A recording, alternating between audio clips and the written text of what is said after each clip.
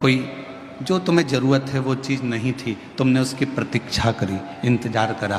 TV आएगी, दशहरे पे आएगी, दिवाली पर आएगी, सोफ़ा सेट आएगा, या फिर 4 व्हीलर गाड़ी आएगी, 2 व्हीलर गाड़ी आएगी, इंतज़ार करते रहे, इंतज़ार करते रहे। बहू आएगी, बहू आएगी, बहू आएगी, इंतज़ार करते रहे। और फिर जब प्रतीक्षा पूरी हो गई, बेटे की शादी हो गई, बहू आ गई, या गाड़ी आ गई, या सोफ़ा सेट आ गया, या टीवी आ गई, इसके बाद उसके बाद का फिर समय तुम जानो, क्योंकि अभी हमारी बहू नहीं आई। उसके बाद का तुम जानो।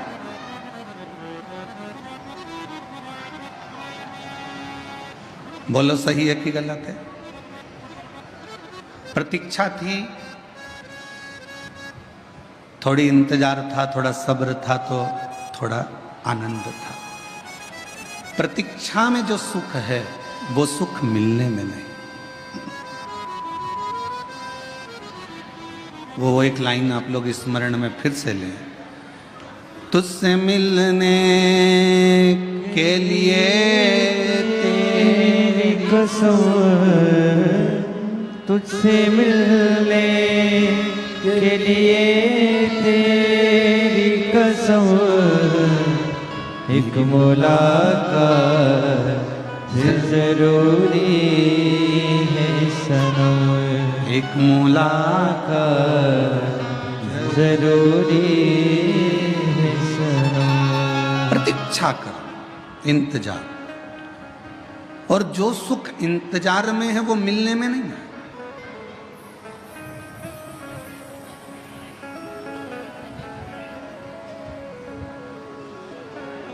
अच्छा विचार करिए थोड़ा सा। जब तक भगवान नहीं मिल रहा ना, शंकर भगवान, जब तक तुम्हें शिव महापुराण की कथा नहीं मिलती ना, 1, सवा 1, 1:30 बजे तक तुम ऐसी बेचैन रहती हो, इधर उधर उधर उधर उधर। और जैसे ही कथा चालू हुई और शिव महापुराण की कथा मिल गई, फिर तुम्हारी प्रतीक्षा समाप्त हो गई। फिर उससे मिल लिए, कथा 2.5 घंटे की कानों में पड़ गई। अब फिर जैसे ही सुध नहीं रहेगी, क्यों इतनी जल्दी 4 बज गई? जिसका इंतजार रहता है ना, और उससे अगर मिलन हो जाए तो उससे मिले हुए 10 घंटे, 12 घंटे, 8 घंटे, 4 घंटे थोड़े से लगते हैं। इतनी जल्दी? फिर 4 बजते से ही अपनी अपनी दरी संभाली, बेग पीछे करा,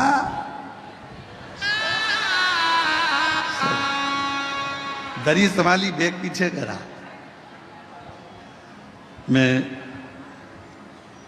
संचेती परिवार में विशाल जी की मम्मी जी से कहूँगा आपसे, एक बार रात्रि के समय पर यहाँ आके दर्शन जरूर करना। ऐसा योग कभी दूसरी बार बीजापुर में नहीं बनने वाला जो दर्शन का योग है। आप आइए। आप शिव जी की परम भक्त हैं, विशाल जी की माता जी शंकर जी की परम भक्त हैं। कई सालों से सोमवार का व्रत चाहे कुछ भी हो गया, जिंदगी भर नहीं छोड़ा है। सोमवार का व्रत आज तक कर रहे हैं शिव भक्त। तो मैं निवेदन करूंगा ऐसे शिव भक्तों का, रात्रि को आकर एक बार जरूर दर्शन करें, बड़ा सुख मिलेगा आपको। 4 बजते से ही बेग पीछे खसकाया, और इतनी ऐश और आराम की जिंदगी की। कोई बजू वाला जा रहा हो ना कहीं, तो जाते हैं तो मेरी बोतल ले जा, पानी भर लाना।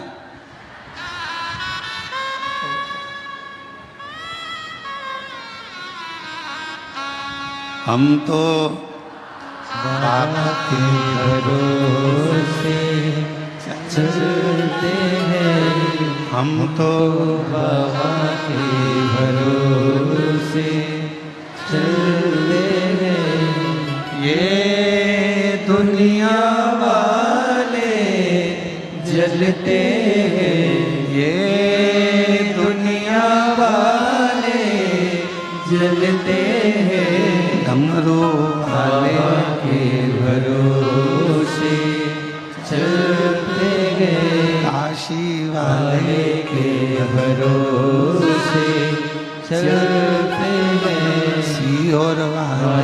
के भरोसे चलते हैं। प्रतीक्षा में जो सुख है वो मिलन में नहीं।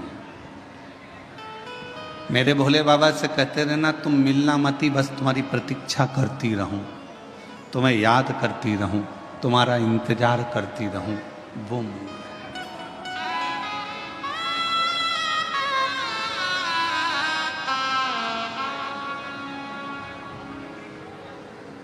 तुम्हारा इंतजार मूल है। मिलने के बाद इतनी फिर आनंदता नहीं रहती है, प्रतीक्षा में आनंदता रहती है। प्रतीक्षा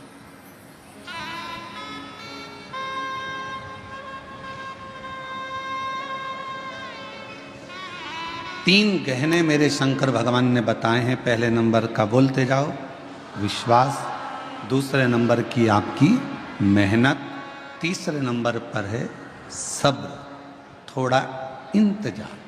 और स्टेशन पर पहुंचते से ही अगर तुम जैसे ही पहुंचे और वैसे ही धड़धड़ाती हुई ट्रेन तुम्हारे सामने आ जाएगी तो तुम्हें घबराहट हो जाएगी। थोड़ा सा पहुंच गए स्टेशन पर और फिर तुम्हारी ट्रेन 5-10 मिनट इंतजार के बाद अगर आएगी ना तो तुम्हें सुकून मिलेगा कि हाँ अब आ रही है, मैं पहुंच गई हूँ, अब मेरे ट्रेन आएगी, मैं बैठूंगी और अपनी मंजिल तक पहुंच जाऊंगी। इंतजार बहुत जरूरी है और बिना इंतजार के कोई सुख का अनुभव भी नहीं है। एक महिला ने अपने पत्र में लिखा, गुरुजी मुझे 24 साल तक औलाद नहीं हुई। कितने साल? 24।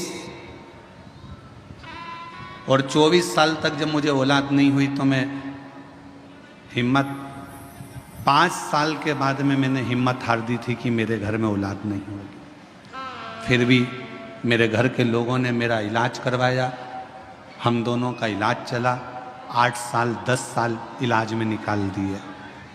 10 साल के बाद भी औलाद नहीं हुई, तब पूर्ण तरह से डॉक्टरों ने कह दिया कि तुम कभी माँ नहीं बन सकती और तुम कभी पिता नहीं बन सकते।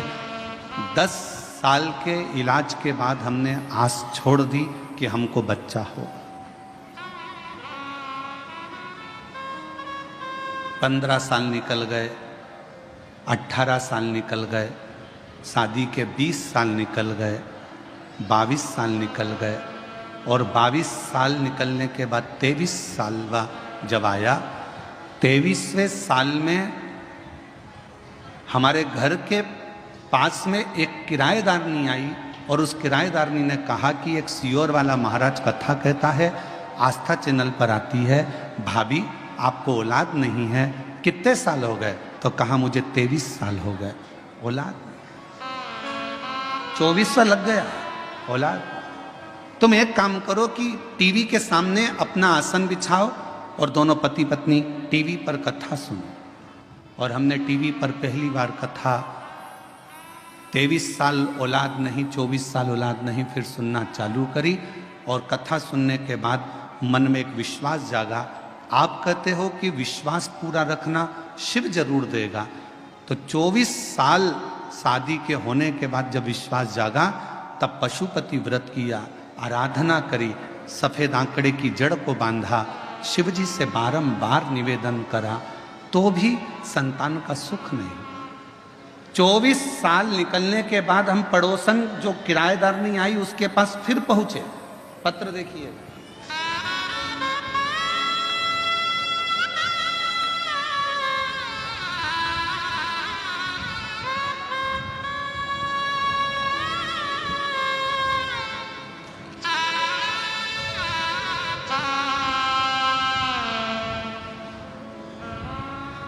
मेरा नाम सोसीमा राजेंद्र पाटिल, गांव सिऊर, तहसील बेजापुर, जिला छत्रपति संभाजी नगर।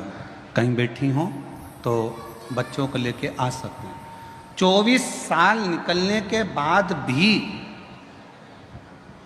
संतान का सुख सामने नजर नहीं आया तो किराएदारनी से कहा कि वो सियोर वाला महाराज भी झूठ बोलता है। किराएदारनी ने कहा तू ऐसी बात मत कर, मैं सबकी बुराई सुन सकती हूँ पर वो सियोर वाला महाराज की नहीं सुन सकती, वो झूठ नहीं बोलता। उस किराएदारनी ने अपने उस बहन ने पत्र में लिखा कि किराएदारनी बोली वो सियोर वाला महाराज कथा नहीं कहता, शंकर स्वयं कथा कहता है और मुझे विश्वास है तेरे घर औलाद होगी। एक बार फिर वापिस सफेद आंकड़े की जड़ का प्रयोग कर, वापिस प्रयोग करा और बाबा की कृपा से 15 फरवरी 2024 को एक नहीं बाबा की कृपा से 2 संतान ने जन्म लिया 24 साल के बाद। दोनों संतान के फोटो लगा रही हूँ, दोनों के फोटो आप लोग एलईडी पर आस्था चैनल पर देख सकते हैं। एलईडी आस्था चैनल पर दोनों के फोटो देख सकते हैं। एक नहीं 2 मेरे बाबा ने दिए और 24 साल के बाद शिव पर अगर कहीं बैठी हो तो दोनों बच्चों को लेकर आ सकते। शिव पर करा भरोसा, कभी टूटा नहीं, कभी नहीं। इंतजार बहुत जरूरी, सब्र बहुत जरूरी। 3 गहने मेरे शंकर भगवान बता रहे हैं पार्वती जी को। पहले नंबर का बोलते जाओ, विश्वास अपने आप पर भी रखना और देवाधिदेव महादेव पर भी रखना। दूसरे नंबर का अपनी मेहनत, मेहनत में पीछे मत हटना, परिश्रम करते रहना। कुआं खोदते रहो, 10 कुएं मत खोदना।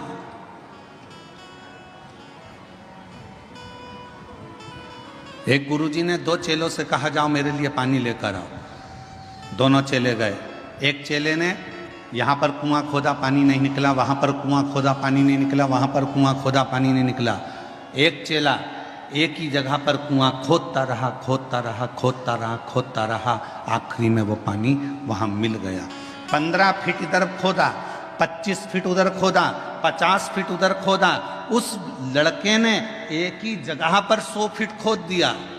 वो 15 और 20 और 50 फीट खोदता रहा और इसने पूरा गहराई तक खोद दिया तो पानी मिल गया। एक ही को भजते रहो, शिव को इतना भजना, इतना विश्वास करना, इतनी मेहनत करना कि मेरा शंकर भगवान। कई लोगों की आदत होती है, अभी मैंने पार्लर की दुकान खोली नहीं चली, कपड़े की दुकान खोली नहीं चली, मोबाइल की दुकान खोली नहीं चली, प्लास्टिक के सामान की दुकान खोली नहीं चली, खाद बीज की दुकान खोली नहीं चली। क्यों? क्योंकि हमने 10 जगह पर दिमाग दौड़ाया। उसकी चल रही थी, उसको देख के अपन ने खोल ली। काका जी के लड़के की चल रही थी, उसको देखकर अपन ने खोल ली। ताऊ जी के लड़के की चल रही थी, उसको देख के अपन ने खोल ली। 10 तरह की बुद्धि चलाई, दिमाग चलाया और 10 दुकान खोलकर चल देख लिया। आखिरी में पत्नी पति की पत्रिका लेकर पहुंच गई बाबाओं के पास में। बताओ ना, मेरे पति का कोई योग अच्छा नहीं बैठ रहा, जो भी दुकान खोलता है उसमें घाटा पड़ जाता है। अब कह दिया कि तेरे यहाँ पितृ दोष है, वास्तु दोष है, ये दोष है, पर ये नहीं बताया कि खुद के अंदर दोष है। अगर एक ही दुकान में मेहनत कर लेता तो जो पहले नंबर की खोली थी वही आगे निकल जाती। हम अपने भीतर का दोष तो देख नहीं रहे, अपनी मेहनत को तो हम देख नहीं रहे।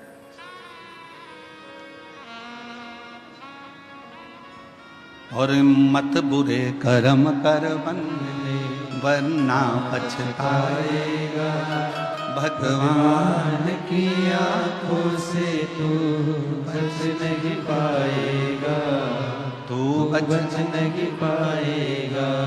एक जगह पर अपने विश्वास को अडिग रखो, मेहनत को अडिग रखो, थोड़ा समय लगेगा। 3 गहनों में सबसे बड़ा गहना है सब्र का गहना। थोड़ा इंतजार करना सीखो, आज नहीं तो कल। समय थोड़ा लग रहा है पर फल जरूर मिलेगा, प्राप्त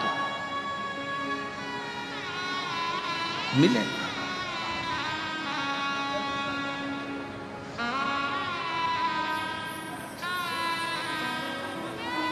थोड़ा सा इंतजार करो, थोड़ा सा। और शंभु शरणे पड़ी मांगो घड़ी रे घड़ी, दुख काटो दया करी दर्शन आपको। समय लग सकता है। एक बहन ने एक और पत्र लिखा, अच्छा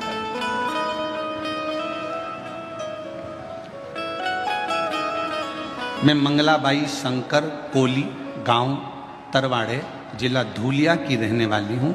मेरा मोबाइल नंबर ये है। मेरी पोती चारू कोली, जो बचपन से ही जिसकी किडनी में दिक्कत थी, जो अभी 11 साल की है। कहीं बैठी हो चारू, चारू बेटा अगर कहीं बैठी हो तो हाथ हिला सकती हो, और यदि उसकी दादी आई हो तो वो भी हाथ हिला सकती है। मेरी पोती चारू कोली, जो बचपन से ही किडनी में दिक्कत थी, जो आज 11 साल की है। इलाज के लिए हमने मुंबई, गुजरात, सूरत के अस्पतालों में दिखाया तो बताया कि किडनी खराब हो गई है और ऑपरेशन करने का बोल दिया, किडनी निकालना होगी। घर वाले सभी जन चिंता में पड़ गए। तभी आपकी कथा धूलिया महाराष्ट्र में 2023 में हो रही थी। हम पंडाल में आए और महादेव से विनती की, आपकी अब किडनी ठीक कर दो। मेरे बाबा से निवेदन कर कर पशुपतिनाथ का व्रत किया। दुनिया के लोग पूछते हैं, गुरुजी पशुपति व्रत क्या केवल मनुष्य ने करा है? हम कहते हैं ये पशुपति व्रत पाशुपत्य अस्त्र प्राप्त करने के लिए स्वयं राम जी ने भी करा है, स्वयं भगवान कृष्ण ने भी करा है। पशुपति व्रत किया। महादेव को पशुपति व्रत करके महादेव को जल चढ़ाते और वो जल अपनी पोती को लाकर दे देते, बेलपत्र लाकर चारू को देते। तभी हमारे फैमिली के डॉक्टर को फाइल दिखाया तो डॉक्टर बोले कि किडनी में प्रॉब्लम तो है। तब भी मन नहीं माना। हम उसको अहमदाबाद के नरियाद में दवा खाने दिखाने को चले गए।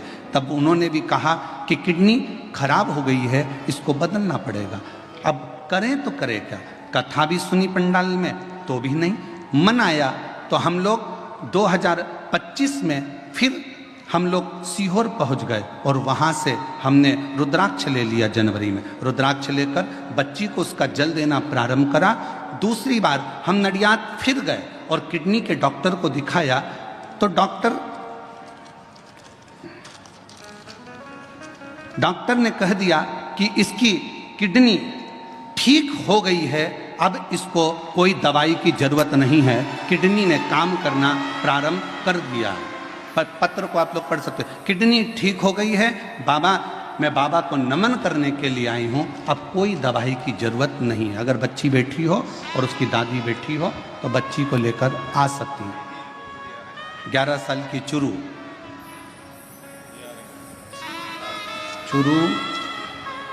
मंगलाबाई शंकर कोली, गांव तरवाड़े, जिला धूलिया की रहने वाली। मोबाइल नंबर ये है। शिव शिव है, शंकर शंकर। अब इसमें 3 चीजें सामने आ गई। पहले नंबर पर आपका विश्वास, दूसरे नंबर पर आपकी मेहनत। डॉक्टर को भी दिखाया और हमने पहले भी कथा में कहा है, डॉक्टर शंकर जी का एक रूप है। कौन है डॉक्टर? शिव का एक रूप है। आप डॉक्टर के पास जाइए,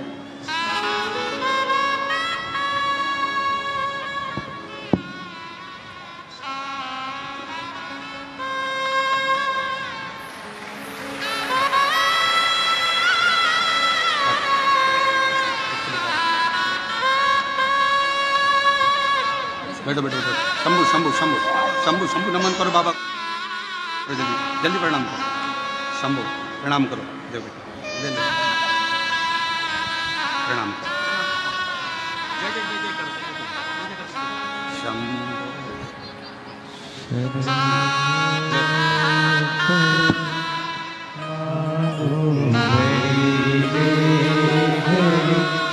दुखे काटो। 24 साल के बाद बच्चे हुए हैं, जोरदार ताली बजाकर स्वागत करिए। शंभो शरण परि माधो हरि रे, दुख काटो दया करी निदर्शन। ओ शंभु शरण पड़ी मागो घड़ी घड़ी रे घड़ी दुख काटो, दया करी निदर्शन आपो। शिव कथा कह रही है, 3 काम करिए, विश्वास, मेहनत। डॉक्टर को भी शिव का एक रूप मानकर उसके पास जरूर जाओ।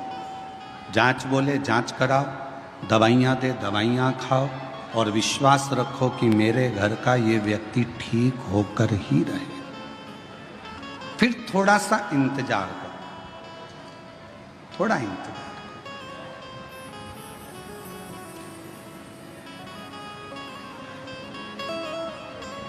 गलत जगह पर मत चले जाना। जब व्यक्ति दुखी होता है, तकलीफ में आता है, कष्ट में आता है, तो फिर वो 2-4 जगह दूसरी जगह भी जाता फिरता है। फिर कोई ने कह दिया ऐसा कर लो, फिर कोई ने कह दिया वैसा। ना ना ना, सारी समस्या का हल श्री शिवाय बोल बम का नारा है। फिर नहीं भटक।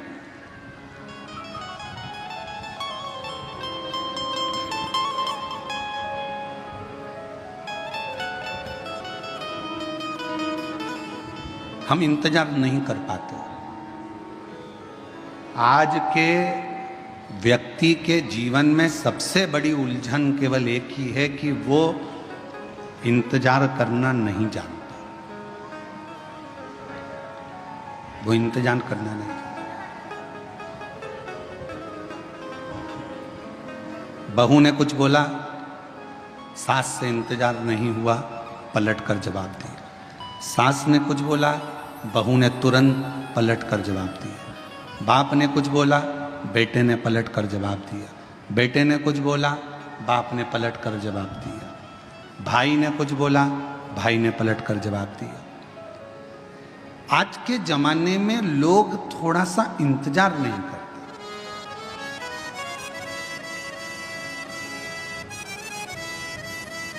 भगवान ने कितनी बड़ी कृपा करी है, आपको सर भी दिया है तो सर में दिमाग भी दिया। अरे बोलो तो जम के, दिया कि नहीं दिया? अगर ये सिर भगवान ने दिया है तो साथ में तुमको दिमाग भी दिया। नहीं तो सिर तो एक माचिस की तीली का भी होता है। देखिए माचिस की तीली, बोलो बोलो जम के बोलो। देखिए माचिस की तीली, माचिस की तीली को देखना, उसमें भी सिर होता है। पर माचिस की तीली में दिमाग होता है क्या? नहीं। माचिस की तीली में सिर होगा पर दिमाग नहीं होगा। माचिस की तीली में केवल सिर है, केवल सिर। इसलिए माचिस की तीली थोड़े से ही घिसने से, थोड़े से ही घर्षण से, थोड़े से ही घिसने से माचिस की तीली तुरंत जल जाती है, क्योंकि उसमें दिमाग नहीं है। जिसमें दिमाग होता है वो किसी के कहने पर, अपशब्द कहने पर एकदम गुस्सा नहीं करता। जिसके अंदर दिमाग है वो तुरंत क्रोध नहीं करेगा, और जिसमें दिमाग नहीं है वो माचिस की तीली की तरह तुरंत क्रोध करेगा, तुरंत। थोड़ा सा किसी ने कहा और क्रोध आ गया, थोड़ा सा किसी ने बोला और गुस्सा आ गया। समझ लो कोई तुम्हें घिस रहा है, माचिस की तीली हो तुम, तुम्हारे में अंदर केवल सिर तो है तुम्हारा पर दिमाग नहीं है। किसी ने तुम्हें घिसा, अपशब्द बोला, ताने दिए, आड़ा टेढ़ा बोला। माचिस की तीली तो बारिश में गीली भी हो जाती, तो उसको 2-4 बार तो घिसना ही पड़ता है। तो किसी ने तुम्हें घिसा, किसी ने ताना दिया, गाली दी, अपशब्द कहा, बुराई करी, तुम्हें घिसता गया और तुम्हें एकदम गुस्सा आ गया। समझ लेना कि तुम मनुष्य नहीं हो, तुम केवल एक माचिस की तीली हो। मनुष्य होते तो किसी के घिसने पर तुम्हें क्रोध नहीं आता, तुम्हें अपशब्द नहीं निकलते, तुम्हें गाली नहीं देते, तुम आड़ा टेढ़ा नहीं बोलते, क्योंकि तुम माचिस की तीली नहीं, तुम मानव की देह लेकर पैदा हो, मनुष्य की देह, मानव हो तुम। कोई बोल भी दिया आड़ा टेढ़ा, कोई कह भी दिया अपशब्द, कोई बोल भी दिया, ताने भी दे दिया, किसी ने आड़ा टेढ़ा भी कह दिया, अपशब्द भी कह दिया, कोई बात नहीं। समय का थोड़ा सा इंतजार करो, थोड़ा सा।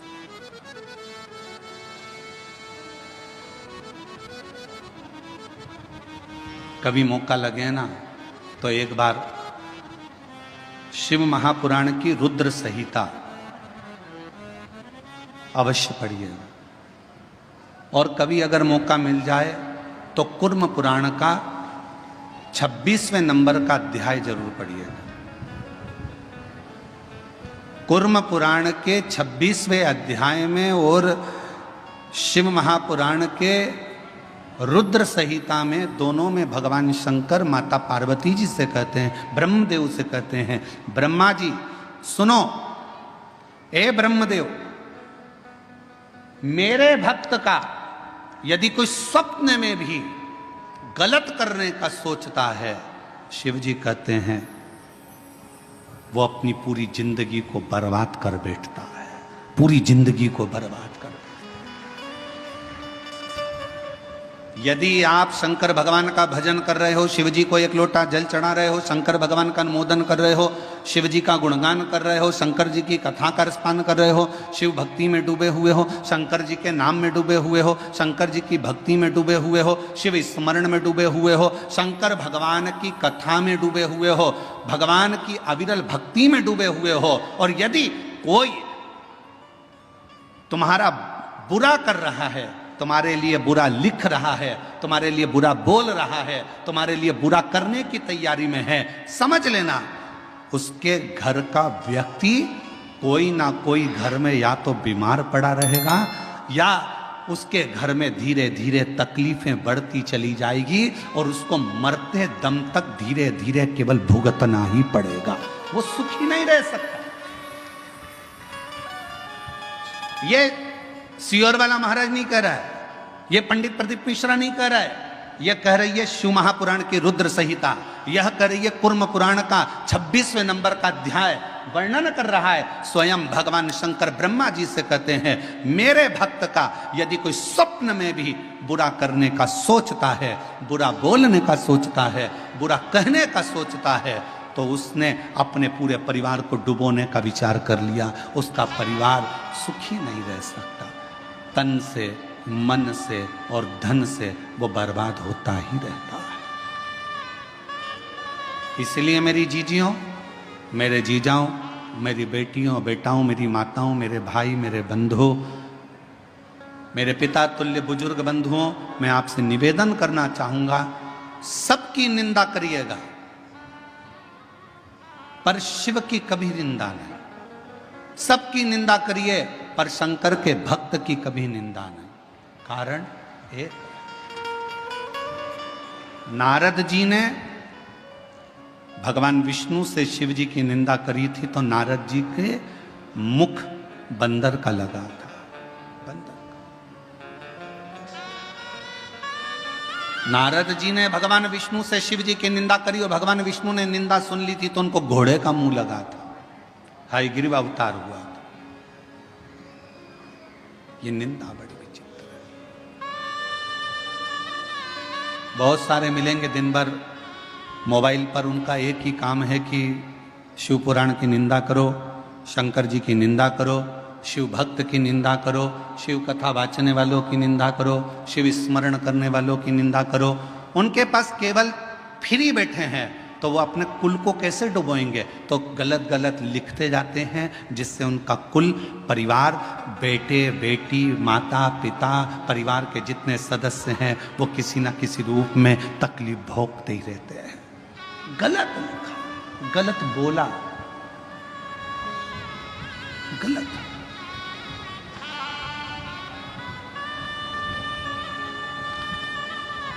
अच्छा एक बात पूछें आपसे, सब उत्तर देना।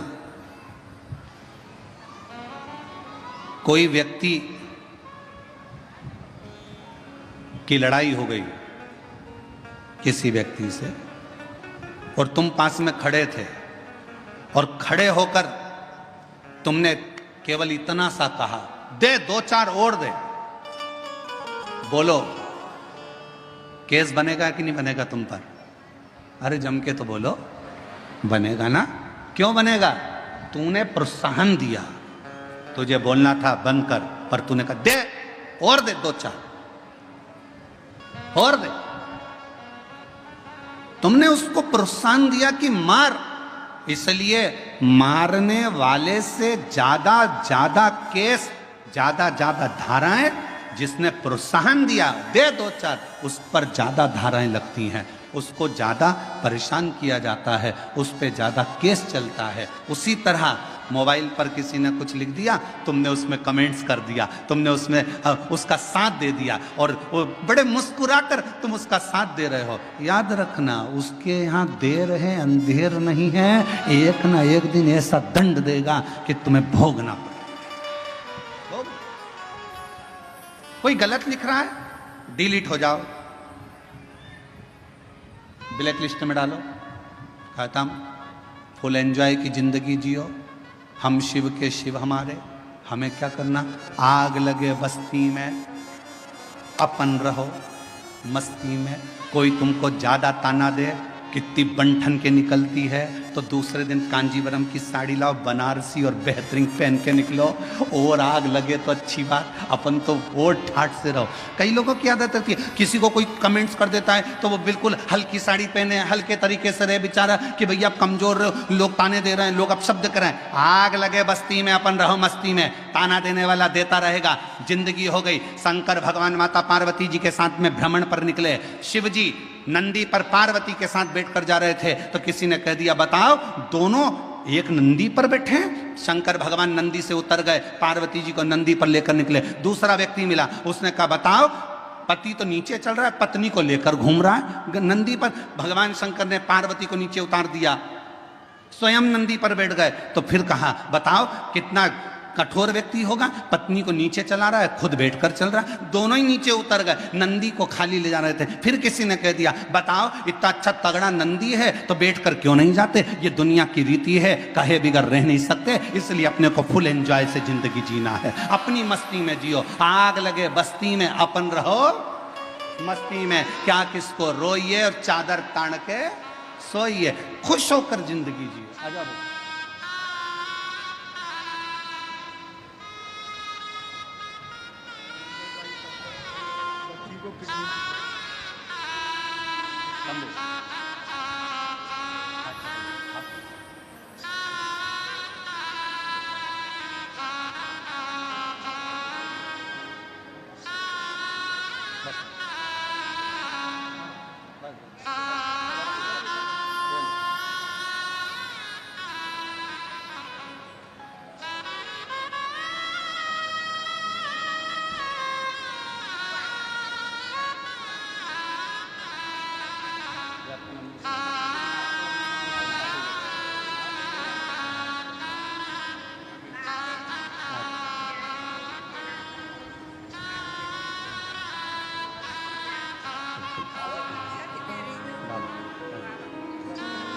यही बच्ची है जिसकी किडनी बचपन से ही बेकार थी, डॉक्टर ने किडनी बदलने का कह दिया था, ऑपरेशन का।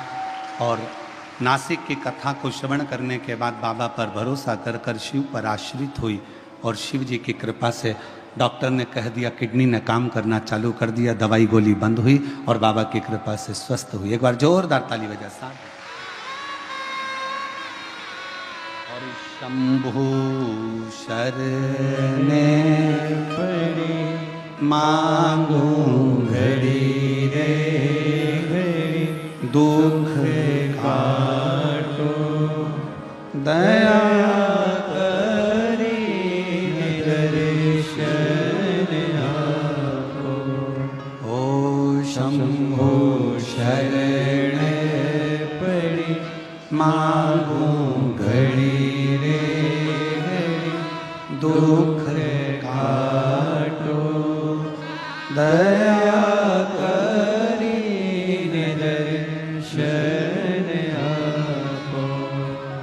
भगवान शिव की कथा कर रही है, थोड़ा इंतजार रखिए, थोड़ा सब्र कह दो, बोल नहीं। और फिर निवेदन करूं इस बैजापुर की बेलपत्र शिव महापुराण की कथा से, 33 कोटि देवताओं में और देवियों में सबसे ज्यादा यदि किसी को सुनने को मिला है तो मां पार्वती और देवादिदेव महादेव को सुनने को मिला है।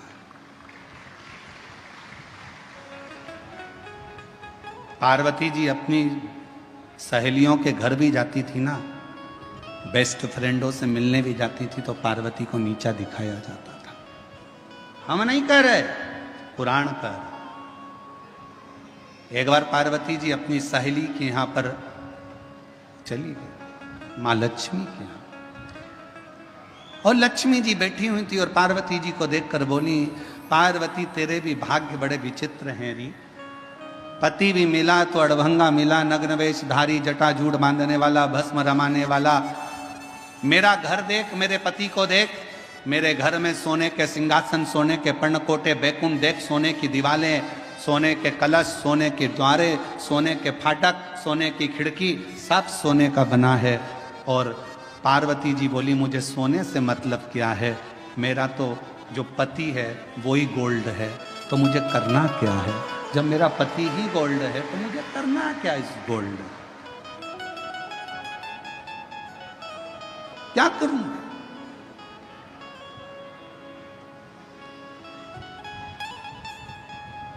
मेरा तो पति ही गोल्ड।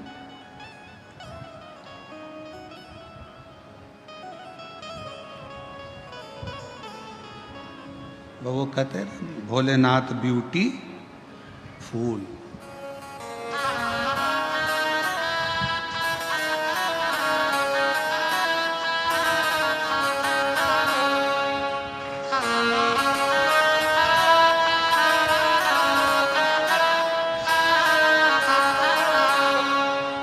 सिर पे गंगाधारी,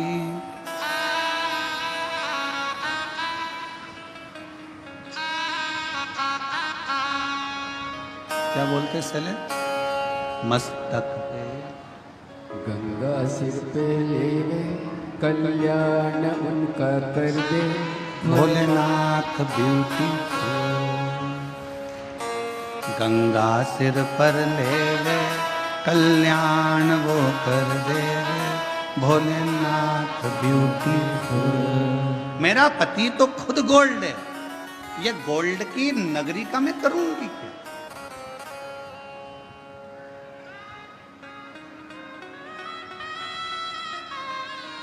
पति की निंदा करी, पार्वती जी से सहन नहीं हुआ, पार्वती जी चली। शिव जी के पास पहुंची तो भगवान शंकर तो समाधि में लीन थे, पार्वती जी एकदम धमक के शिव जी के पास तेजी में बैठ गई। पत्नी के हाथ के बर्तन मांजते मांजते गिरने लगे, बर्तन की आवाज तेज आने लगे, तो पति को समझ लेना चाहिए कि जरूर कोई बात है, कोई बात जरूर है, आवाज आ रही। पार्वती जी धम्म से बैठी, शिव जी समझ गए कोई बात जरूर है, क्या हुआ है? पार्वती जी से पूछूंगा तो अभी में जो साधक हैं, साधना करने वाले हैं, तपस्वी हैं, संत हैं, साधु हैं, सन्यासी हैं, क्या केवल इन्हीं के खाते में केवल व्रत का फल है? भगवान शंकर ने उत्तर दिया, नहीं पार्वती सुनो, 33 कोटि देवता में केवल एक, शिव जी कहते हैं केवल एक मुझे लोग पशुओं का देव भी कहते हैं, पशुपति नाथ भी कहते हैं, उसका फल मैं तुम्हें बता रहा हूं। पार्वती, शिवरात्रि, प्रदोष,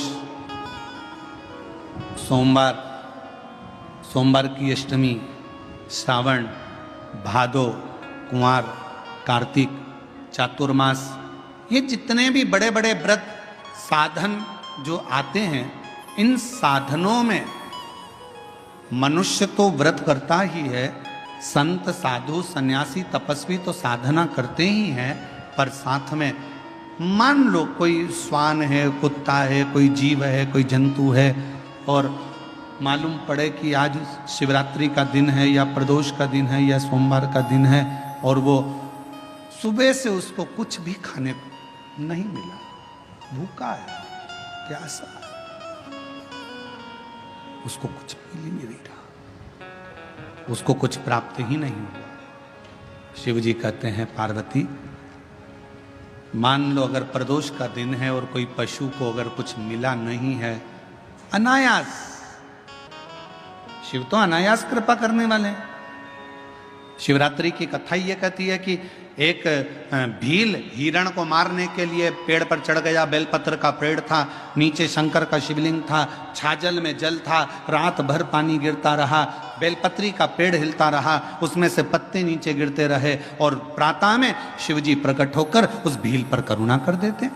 ये तो शिव कथा तो अनायास कृपा करने वाली है, अचानक करुणा करने वाली है, अचानक दया करने वाली। कोई पशु है, कोई पक्षी है, कोई जलचर है, कोई थलचर है, कोई वायुचर है, कोई ऐसे जीव हैं जो तिथि पर मान लो भूखे हैं, प्यासे हैं। शिव कहते हैं पार्वती जितना मनुष्य को व्रत का फल प्राप्त होता है, शिव कहते हैं उससे 4 गुना ज्यादा फल मैं पशुओं और पक्षियों को भी प्रदान कर देता हूं, उससे 4 गुना ज्यादा।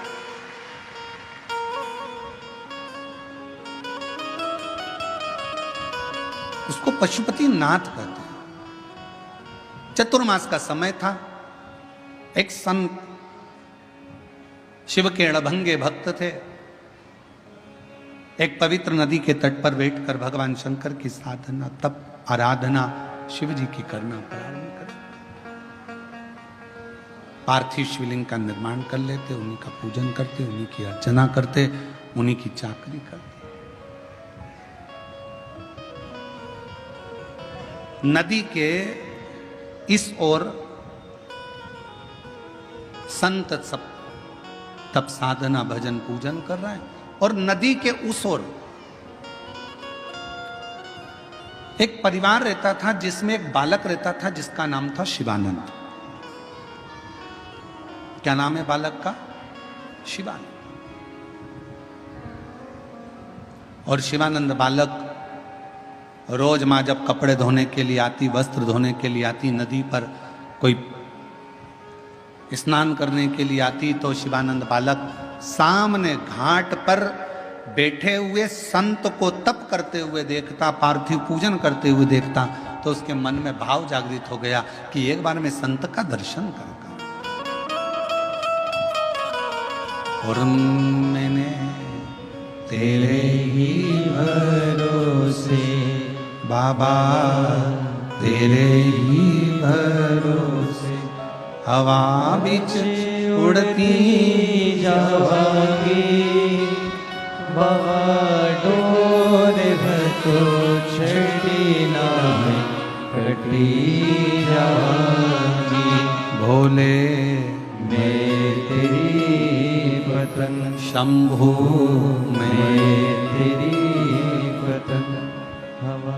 शिवानंद बालक ने नौका ली,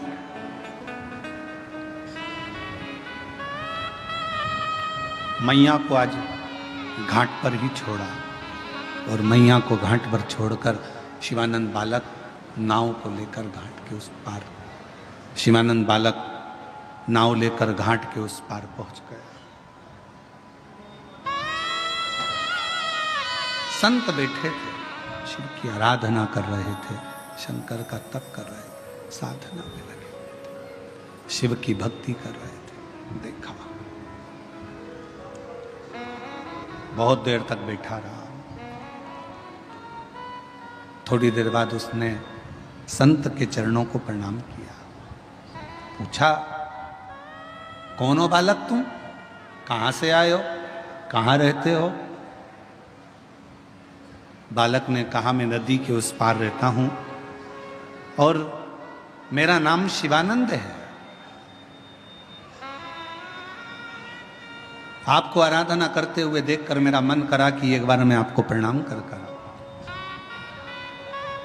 नमन किया, चले गया। अब तो शिवानंद का रोज का नियम बन गया। शिवानंद अब रोज उधर जाता, उधर से फिर इधर आता, फिर उधर जाता, फिर इधर आता। एक दिन शिवानंद ने अपनी माता को प्रणाम कर कर कहा, माँ मेरा मन है, चातुर्मास का समय चल रहा है, 4 महीने चल रहे हैं, मेरा दिल करता है माँ कि मैं वो संत जो घाट के उस पार है ना, उसकी सेवा करना चाहता हूं, मैं संत की सेवा करना चाहता हूं। ठीक है, माँ ने आज्ञा कर दी। बेटा शिवानंद संत के पास चला गया। संत दिन रात अपनी मस्ती में शिव स्मरण में लगे रहते थे। श्री शिवाय नमस्तुभ्यं, श्री शिवाय नमस्तुभ्यं, श्री शिवाय नमस्तुभ्यं, श्री शिवाय नमस्तुभ्यं, श्री शिवाय नमस्तुभ्यं, श्री शिवाय नमस्तुभ्यं, श्री शिवाय नमस्तुभ्यं, श्री शिवाय नमस्तुभ्यं। संत बैठे, शिवानंद बालक भी भगवान शिव की आराधना में डूबा रहता, भक्ति में। एक दिन शिवानंद बालक बेलपत्र के कुछ पत्र लेकर आ गया।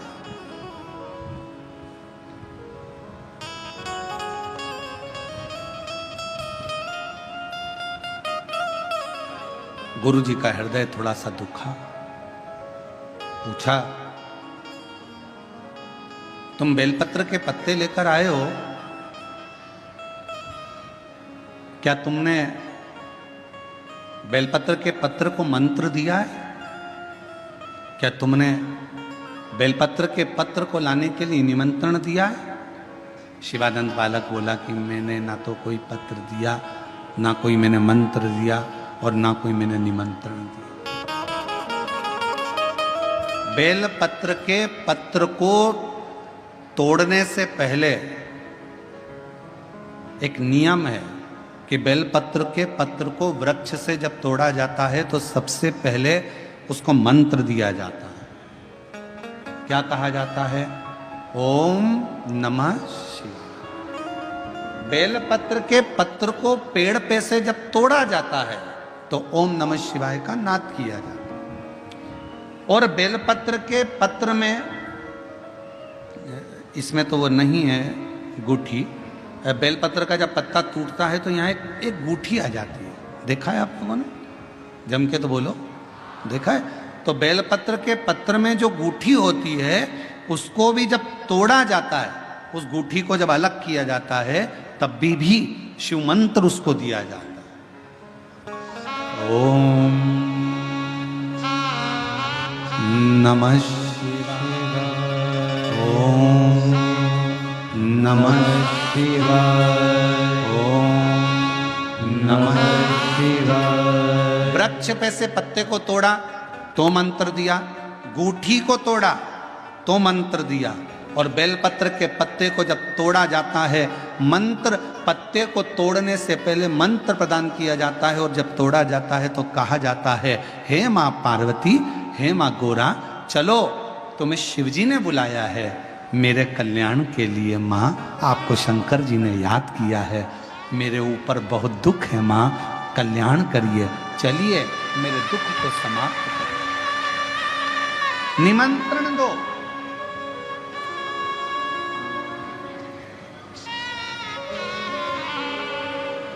पहले नंबर पर क्या देना है बेलपत्र के पत्र को तोड़ने से पहले? जम के बोलो, मंत्र। दूसरे नंबर पर क्या देना है बेलपत्र के पत्र को चलने का? जम के बोलो, निमंत्रण। मां पार्वती जी से कहो, हे मां गोरा, हे मां पार्वती, हे मां चलिए, आपको शिव जी ने याद किया है। मां, हे मां पार्वती, हे मां गोरा, मेरे कल्याण के लिए, मेरे दुख को दूर करने के लिए, मेरी तकलीफों को हरने के लिए, हे मां गोरा, मेरे कष्ट को समाप्त करने के लिए, मां गोरा, मेरा भंडार भरने के लिए आपको शिव जी ने याद किया है, निमंत्रण दो।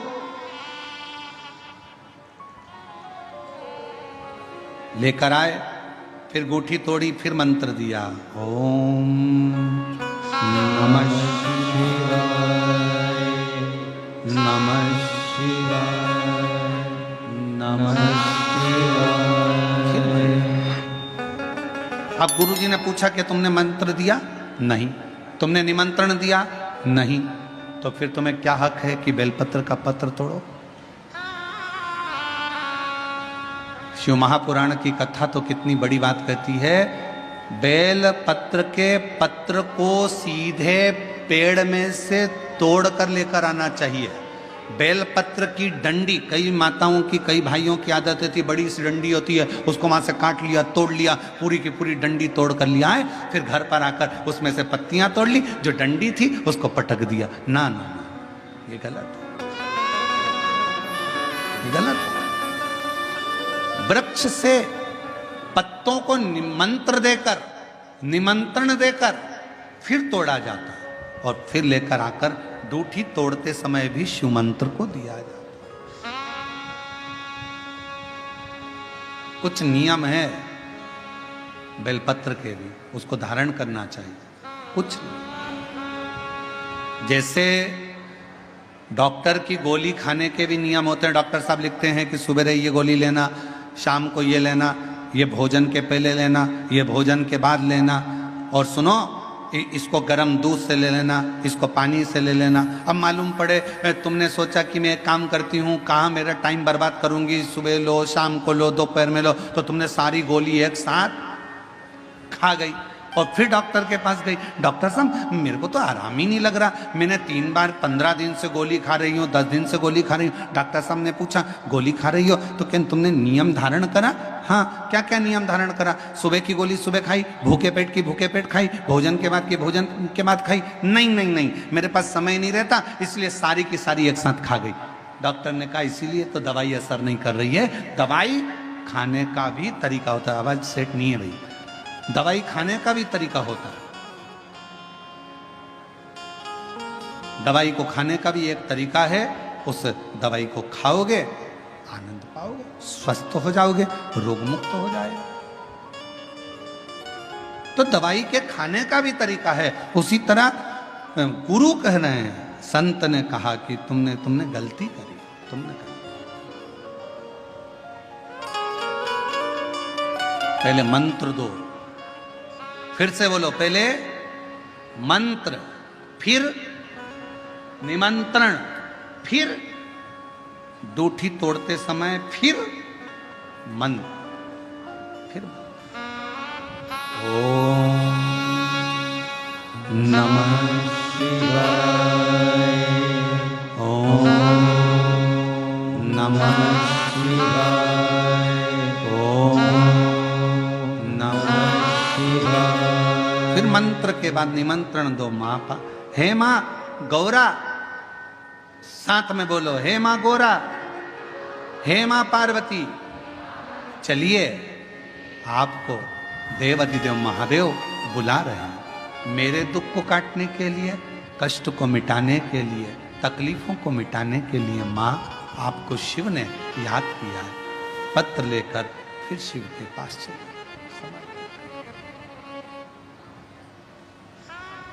लाखों के दुखड़े जो तू हर गया डमरू वाले, मेरे दुखड़ों को देख कर क्यों डर गया डमरू वाले। चलो माँ, क्या तुमने निमंत्रण दिया? नहीं। क्या तुमने मंत्र दिया? नहीं। तब संत को क्रोध आया। संत ने कहा, बेटा ऐ शिवानंद, ऐसे कभी बेलपत्र को लेकर मत। जरा विचार करिएगा। लोग कहते हैं कि शंकर जी पे चढ़ा हुआ जल मत पियो, लोग कह देते हैं शंकर जी पे चढ़ी हुई बेलपत्र मत खाओ। कोई इस बहन से पूछे, सुनीता सोनी से, कि शंकर पर चढ़े हुए जल से उसकी गांठ जो डबल से उसके शरीर में आ गई थी वो समाप्त हो गई। तो जरा विश्वास करिएगा कि एक बेटी अपने माँ बाप से ही तो कहेगी, और बाप के पास में जो होगा वही तो अपनी बेटी को देगा दुख को मिटाने के लिए। तो मेरे शंकर भगवान के पास तो उसका चढ़ा हुआ जल है।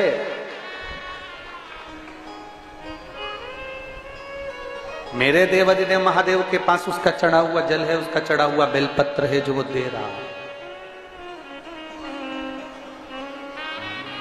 मेरे शंकर के पास में और कुछ नहीं।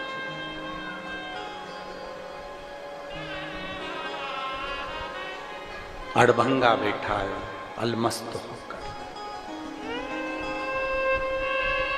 दुनिया के लोग कहेंगे कि शिव पर चढ़ा हुआ जल मत पियो, लोग कहेंगे शंकर पर चढ़ी हुई बेलपत्र मत खाओ, लोग कहेंगे शंकर पर चढ़ा हुआ ये मत पाओ। हम इस व्यासपीठ से निवेदन करना चाहेंगे कि आप अगर दिल रखकर अपने बाबा से कहोगे ना, तो बाबा पर चढ़ा हुआ जो जल है ना, वो जल साधारण नहीं रहता। मेरा भोलेनाथ जब दुनिया को अमृत देता है तो तुमको भी अमृत दे देता है। दुनिया को अमृत है। एक पत्र और है, देख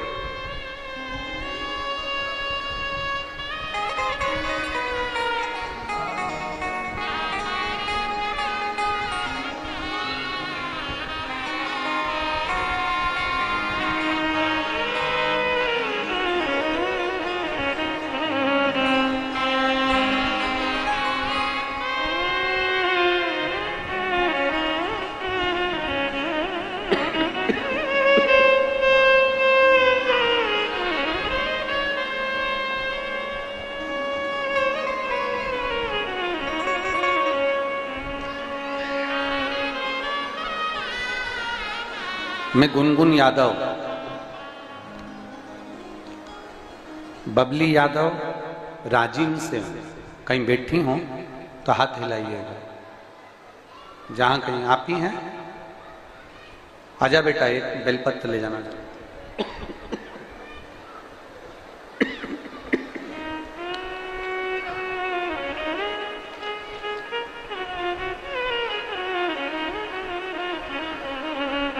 मैं गुनगुन यादव, बबली यादव राजिम से हूं। गुरुदेव 2019 में जब सारी दुनिया दहशत में थी, उस समय हमारा छोटा सा बस का बिजनेस था। सारा के सारा बिजनेस कर्जे में डूब गया।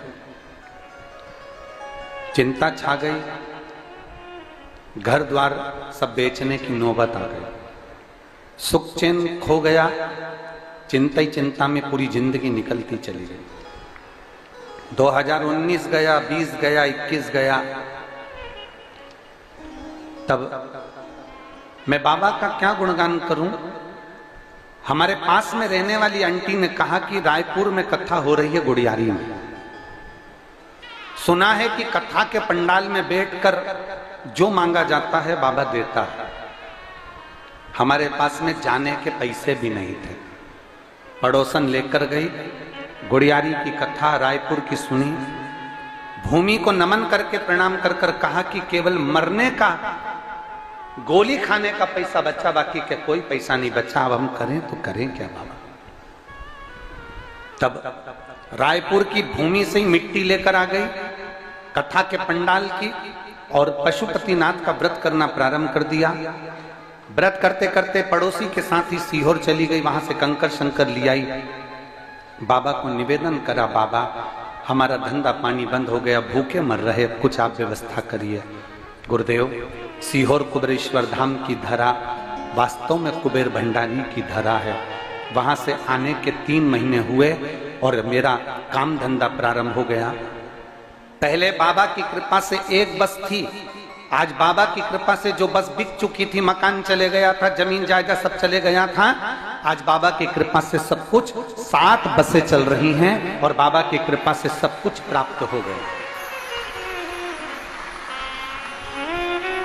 गुरुदेव,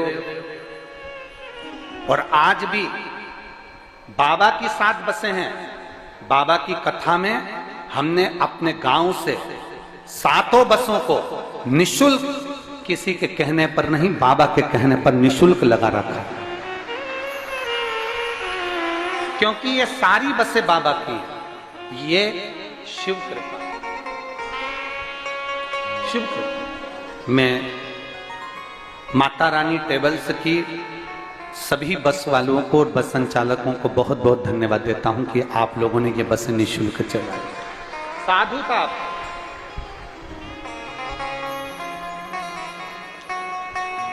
मेरी कुरुत की जीजियों, मेरी बेटियों, बेटाओं, मेरी जीजाओं, मेरी माताओं, मैं केवल इस व्यासपीठ से आपको निवेदन कर सकते हैं कि जब ये कथा पूरी हो जाती है ना, तब लोगों को मालूम पड़ता है कि इस भूमि का प्रताप क्या है।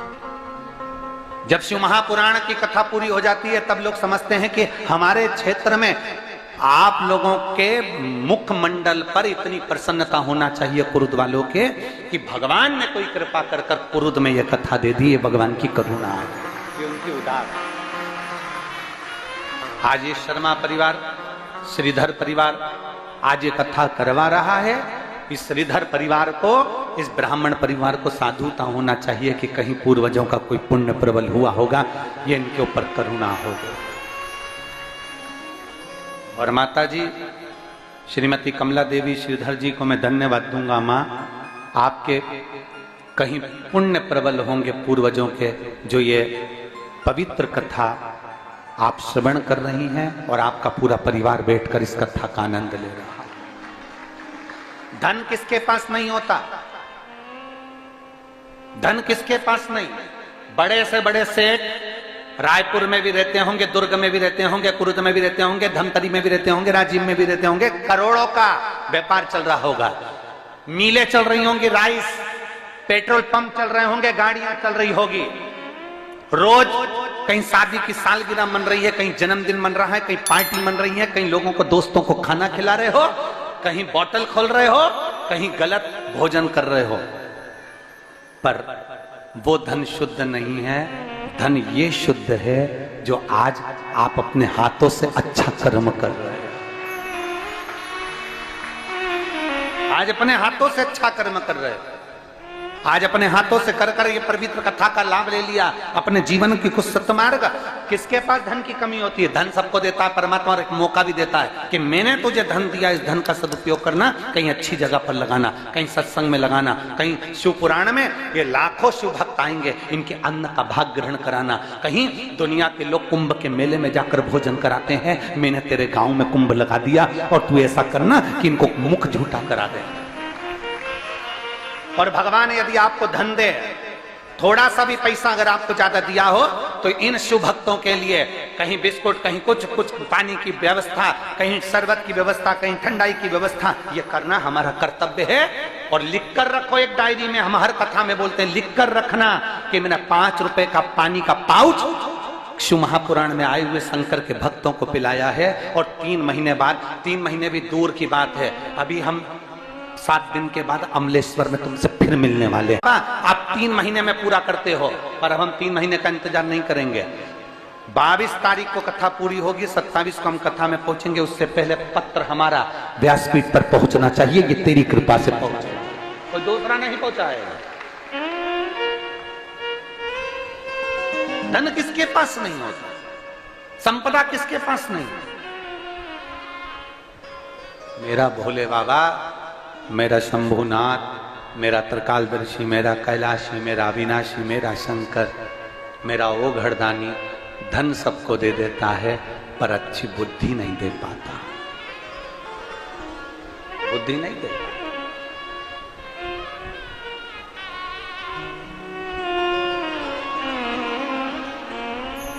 अच्छी बुद्धि नहीं मिल पाई। और आज अगर आपकी बुद्धि अच्छी है ना, आप शिव महापुराण की कथा में बैठे हो ना, तो बड़े प्रसन्न होना कि मेरे भोले बाबा ने मुझे भले मोटरसाइकिल दी, पर उस मोटरसाइकिल पर कम से कम मेरी मोटरसाइकिल आज सही जगह पर जा रही है और कथा श्रवण करने के लिए जा रही है। ये शिव उदारता,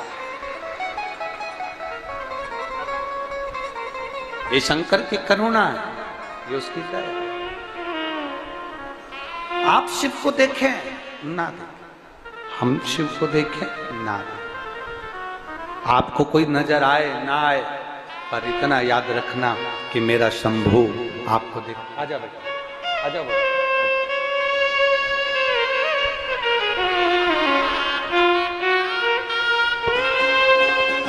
सुनीता सोनी,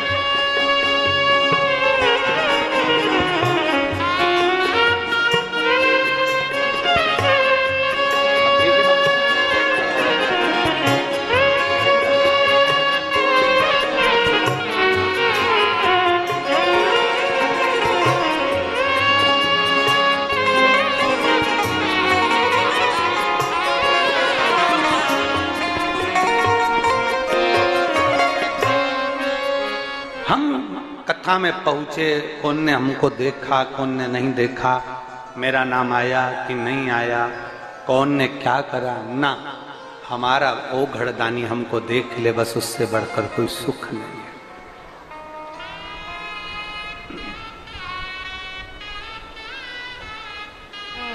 वो हमको देख ले बहुत।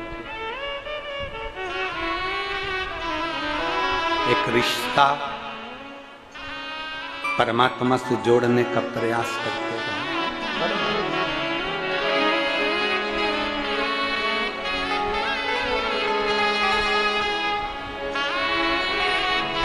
शंकर ओघड़दानी मेरे पिता। कौन है आपके? जम के बोलो जरा। पिता। कहने वाले कहेंगे, बोलने वाले बोलेंगे। कहने वाले कहेंगे, वो तो दुनिया की रीति, अब शब्द कहने वाले कहते रहेंगे।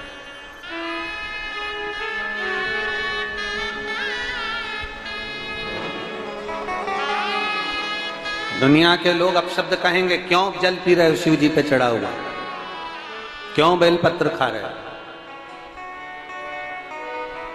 कहेंगे इस पे चढ़ा हुआ चंड का हक है। बहुत सारे ज्ञान देने वाले आएंगे कि इस पे चढ़ा हुआ चंड का हक है। कोई गलत चीज तो नहीं खा रहा ना वो, कोई गलत चीज तो नहीं पी रहा ना वो, पी तो केवल शंकर का चढ़ा हुआ जल ही रहा है ना, खा तो केवल बेलपत्र ही रहा है ना, मना तो केवल शिव को ही रहा है ना, भाव से पहुंच तो शंकर के पास रहा है। कहें दुनिया के लोग, कहें, कहता रहे। आज एक बात आप लोगों से कहें, हम जिस घर में पले बड़े हुए उस घर में पैसा नहीं था, पैसा नहीं था। पर एक बात जरूर कहना चाहेंगे, कसम से पैसा कम था, लेकिन कसम से पैसा कम था, लेकिन मेरे माता पिता के संस्कारों में दम था, इसलिए आज यहां विराजमान। पैसा भले कम हो, और आपसे भी कहेंगे धन भले कम हो चलेगा, बंगला नहीं हो चलेगा, बड़ी गाड़ी ना हो चलेगा, पर इतना याद रखना, अपने संस्कारों में कमी नहीं आना चाहिए।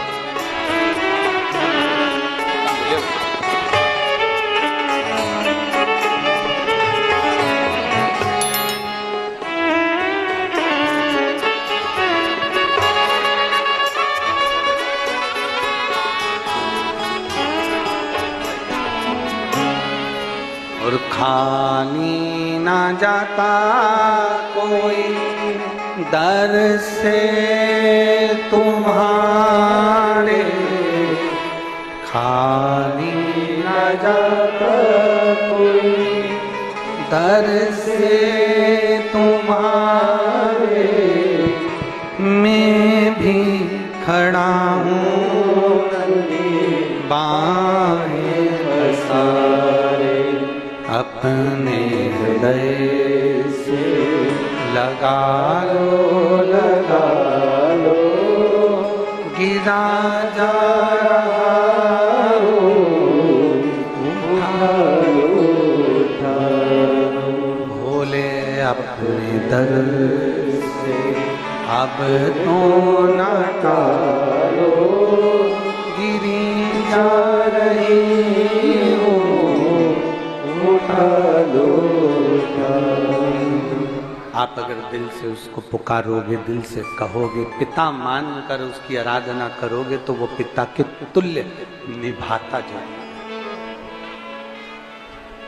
पिता के तुल्य निभाएगा।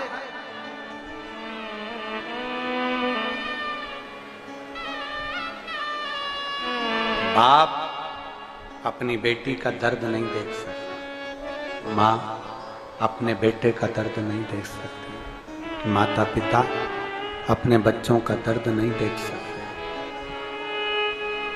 जब माता पिता अपने बच्चों का दर्द नहीं देख सकते तो देव अधिदेव महादेव तुम्हारा दर्द कैसे देखेंगे? वो भी तो काटेंगे तुमको, वो भी तो कष्ट मिटाएंगे।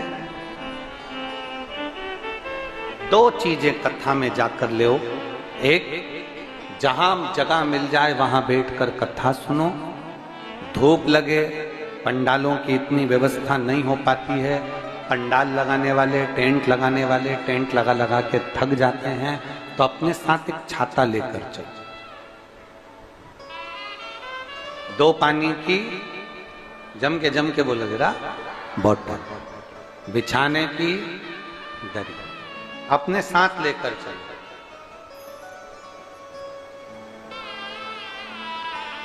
टेंट लगाने वाले बहुत सारा टेंट नहीं लगा पाते, क्योंकि व्यवस्था कितनी करे, कितना टेंट लगाए, कितना पंडाल बनाए। भक्तों की कोई कैपेसिटी होती है, भक्तों का कोई बल उतना कितना आएगा, कितना भक्त पहुंचेगा, किसको मालूम है, किसको मालूम, किसी को अंदाजा नहीं है कि कितना पहुंचेगा। अपने साथ। और दो चीजें, मंदिर में जाओ तो दो चीजें लेकर अवश्य आओ, और शिव पुराण में जाओ तो दो चीजें लेकर अवश्य जाओ। पहले नंबर पर शंकर की कथा और अपने अंदर विश्वास कि मेरे महादेव की मैंने कथा सुनी है, अब मैं भटकूंगी नहीं, सारी दुनिया में मैंने ठोकर खा ली, अब कहीं ठोकर नहीं खाऊंगी, अब तो दरवाजे पर महादेव के जाऊंगी, बाकी क्या। दूसरा, कथा में बैठी हूं बाबा के इस रज को, ये रज नहीं है, ये धूल नहीं है, ये मेरे बाबा के कैलाश 12 ज्योतिर्लिंग का चंदन है, इसको मस्तक चढ़ाऊंगी अपने हृदय से। शिव कथा में जाओ तो दो चीजें, भगवान शंकर की कथा में ये दो चीजें धारण करो। दूसरा, शंकर के मंदिर में जाओ तो दो चीजें अवश्य लेकर आओ। एक, शंकर जी पे चढ़ा हुआ जल अपने लेकर अवश्य लाते हो। आप लोग हाथ उठाओ जरा, रख लो, बहुत बढ़िया, प्रणाम आपको, सभी को नमन। 2 बूंद जल लेकर आओ, पल्ला नहीं पियो तो उस जल को अपने घर में छींट दो।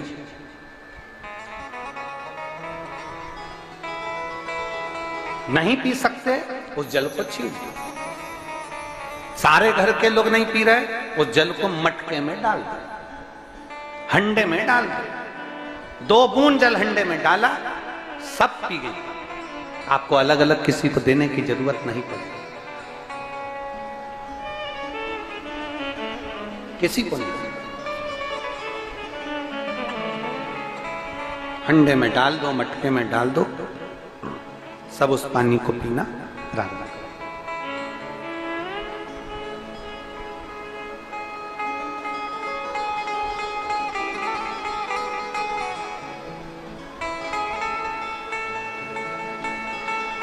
उस जल के महत्व को जो जान गया, एक पत्र है,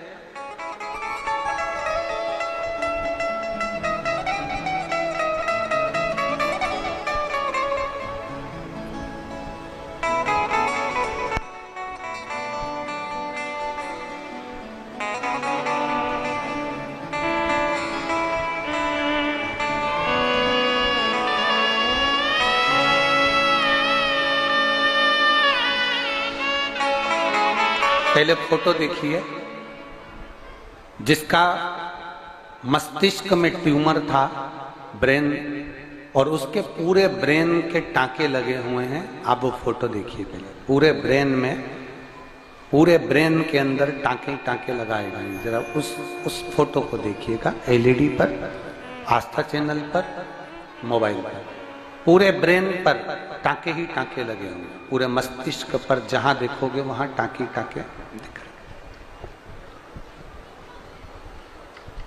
अब पत्र का स्मरण करें।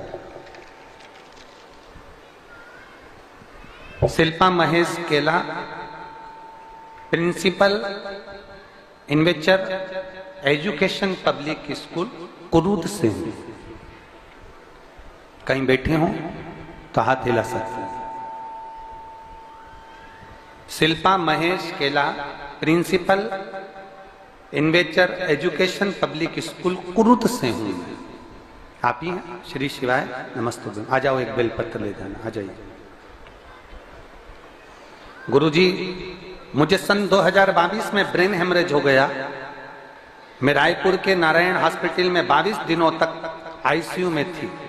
मेरा ब्रेन का पहला ऑपरेशन हुआ। मेरा बीपी 20 दिनों से 200 के नीचे नहीं हो रहा था।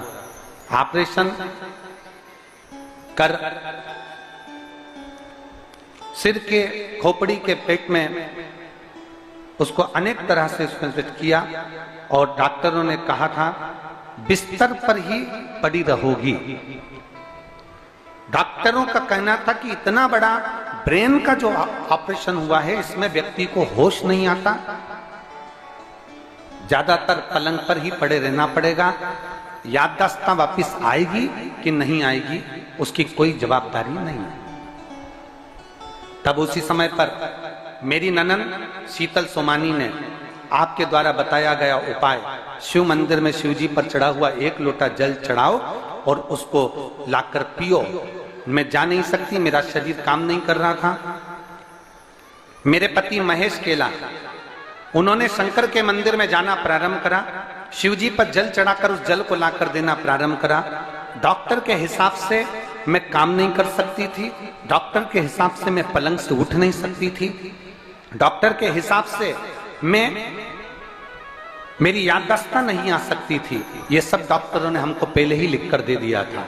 पर मेरे बाबा ने ऐसी कृपा करी, आईसीयू के अंदर भी और आईसीयू के बाहर भी मेरे बाबा ने का जल मैं पीती रही और मेरे शरीर को लगाती रही। आज बाबा की कृपा से जो डॉक्टरों के अनुसार मुझे पलंग पर पड़े रहना था, आज मैं स्कूल जाना प्रारंभ कर दी और मेरा शरीर काम करना प्रारंभ कर दिया।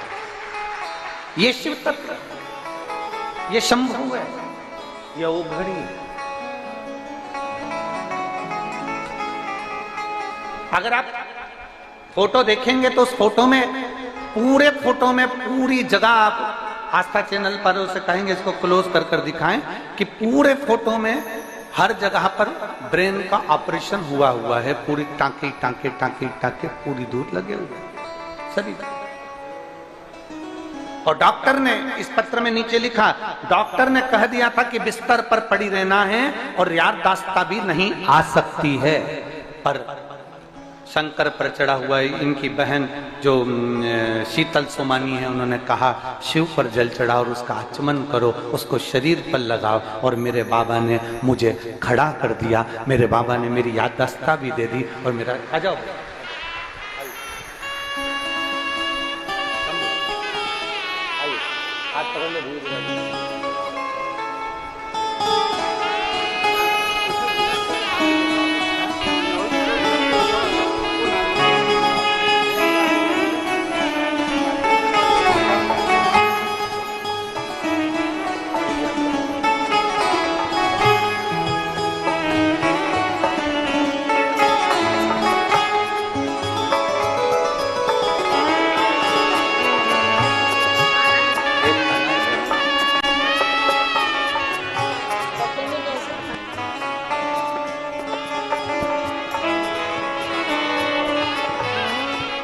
और रिश्ता तेरा मेरा सबसे प्यारा, रिश्ता तेरा मेरा सबसे प्यारा। तू मेरा बाबा, मैं हूँ तेरा लाला, मैं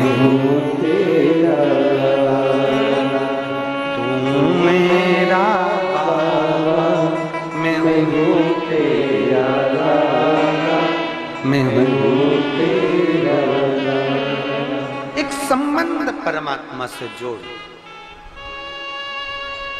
एक संबंध,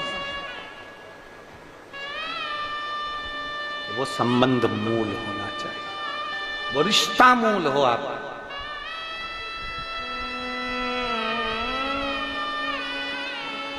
हमसे लोग कहते हैं गुरुजी हमारे कुरुद में कथा हो रही है, कोई कहता है हमारे अमलेश्वर में कथा हो रही है। हम उनसे कहते हैं तुम्हारे अमलेश्वर में कथा नहीं हो रही है, तुम्हारे कुरुद में कथा नहीं हो रही है।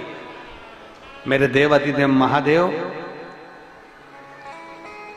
कुछ दुख भरे होंगे जीव कोई, उनके लिए मेरा महादेव कुबेर भंडारी सीहोर से चलकर यहां पहुंचा है।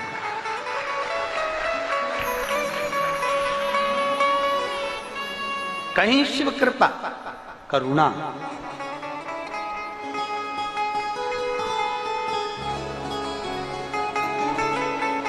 एक बार माता उमा ने भगवान महेश से एक प्रश्न किया।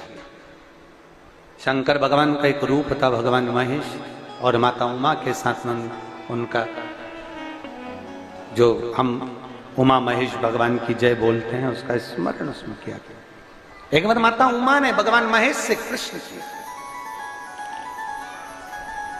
और भगवान महेश से प्रश्न कर कर कहा कि देवाधिदेव महादेव, मेरे मन का एक छोटा सा संशय आप समाप्त कर दीजिए, मेरा छोटा सा संशय आप उसको मिटा दीजिए। भगवान महेश ने, भगवान शंकर ने उमा से कहा पूछो तुम्हारा संशय क्या है।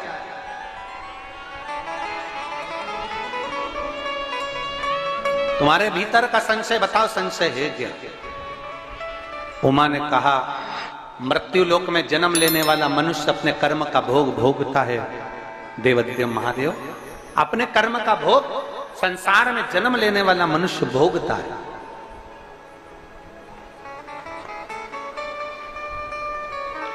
पर मान लो, उमा कह रही है भगवान महेश से, मान, उसकी किस्मत में सुख लिखा ही नहीं है, उसके भाग्य में अच्छा लिखा ही नहीं है, उसके भाग्य में सुख है ही नहीं, उसको पूरी जिंदगी अपशब्द ही मिलना है, उसको पूरी जिंदगी आड़ा टेढ़ा ही मिलना है, उसको पूरी जिंदगी दुख ही, उसको पूरी जिंदगी दुख ही दुख मिलना है। मान लो उसकी किस्मत में तकलीफ ही तकलीफ लिखी है, दुख ही दुख लिखा है, कष्ट ही कष्ट लिखा है, और मानव देह उसको मिली है, तो वो जीव क्या करे। ये माता उमा महेश भगवान से करेगी, भगवान शिव से। आप लोगों ने उमा महेश की कथा अपने जीवन में धारण करी कि नहीं करी वो हमको नहीं स्मरण है, पर एक बात का स्मरण करिएगा, ये जो कथा चल रही है ये गौरी शंकर चल रही है। इसके बाद में जो अमलेश्वर में कथा है वो कौन सी है, समर्पण शिव महापुराण कथा। उस समर्पण शिव महापुराण की कथा जब 2 तारीख को विराम हो जाएगी, तब उसके बाद में जो कथा 6 जून को प्रारंभ होगी सोलापुर महाराष्ट्र में, उस कथा का नाम रहेगा उमा महेश शिव महापुराण की कथा। उसको जरूर सुनो। सोलापुर में जो 6 जून से कथा होगी उसका नाम उमा महेश शिव महापुराण, उसको सुनना, श्रवण करना, उसको धारण करना है। उसमें इतने प्रश्न माता उमा ने भगवान महेश से करे हैं, और महेश भगवान शंकर उसका हर, जितने फेसबुक यूट्यूब पर कथा सुन रहे हैं, जितने इस कुरुद छत्तीसगढ़ की पवित्र भूमि पर जितने लोग कथा सुन रहे हैं, अपने भीतर उतारिएगा। बन सके किसी का हाथ पकड़कर उसको मंदिर तक, कथा तक छोड़ने का प्रयास करो। नहीं जा सकते, मार्ग बताने का प्रयास करो, सतमार्ग बताने का प्रयास करो, अच्छा मार्ग बताने का प्रयास करो। अपने मोबाइल से भी अगर प्रयोग करना है तो यह प्रयास करना कि अपने मोबाइल से कोई अच्छी चीज जनमानस तक पहुंचे। किसी की प्रसन्नता करने का विषय हो तो अपन उसमें कमेंट्स जरूर करो कि साहब जीव अच्छा है, भजन है, शिव भक्ति है। पर कहीं निंदा करने का मौका मिले तो उससे थोड़ा सा दूर है। कहीं ऐसा मौका मिले, कई लोग कह देते हैं कहां जा रही हो, कुरुद, क्या करोगे जाके इतनी दूर कथा सुनने के लिए। अपने बाजू में जब कथा होगी ना रायपुर के पास में अमलेश्वर में, जब अपन सुन लेंगे, अभी इतनी दूर जाने की जरूरत